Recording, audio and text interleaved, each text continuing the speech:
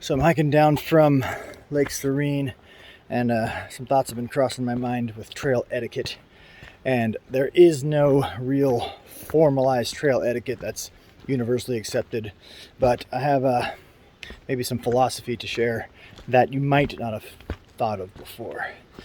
And it goes something like, who yields the right of way?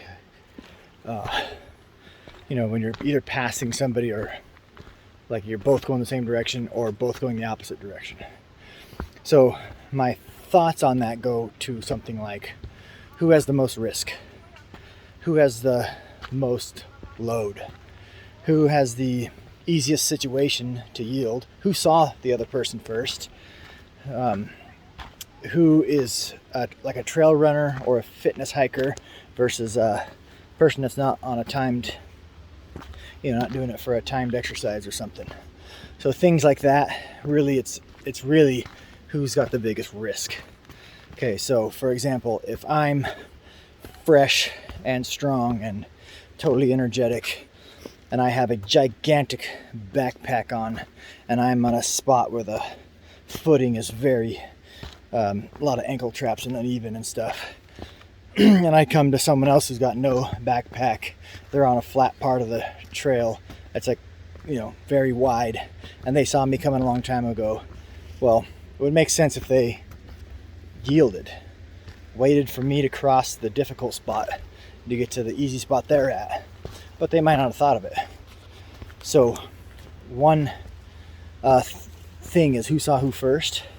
So if I saw you up on the trail much farther ahead, I kind of have a longer time to assess who has the best position to yield, who is in a more risky spot or look for a spot.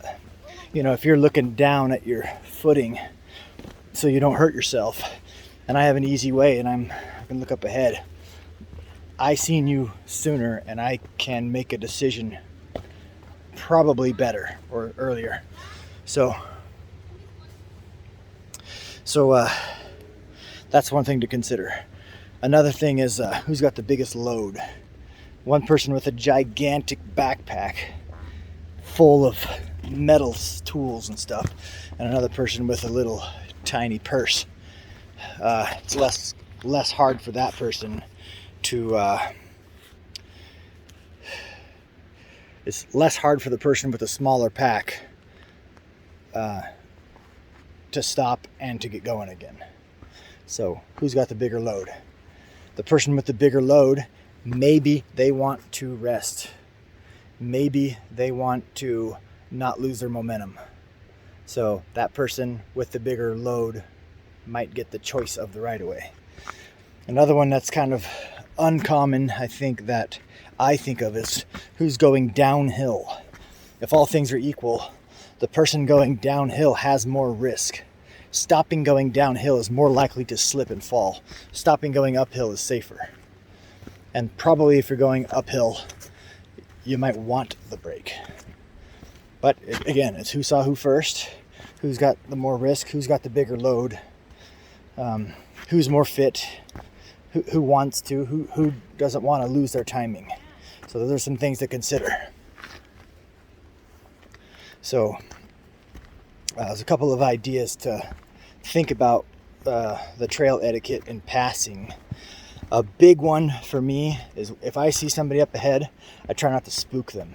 So I give some kind of a audible indication that there's someone up there. I'm not going to roar, scare them from behind a bush or whatever, but I'll give some kind of a little whistle noise or a salute or say, hey, happy trails or whatever it is, so that they know I'm coming up. That probably means I saw them first, not necessarily, but that probably means I have looked where they are on the trail, where I am on the trail, and the trail between us, and have assessed a decent spot of if I'll be able to pull over, give them room before they will, or vice versa.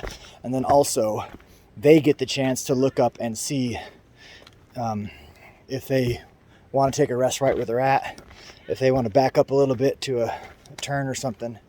So those are some ideas to think about for your etiquette in passing on trails.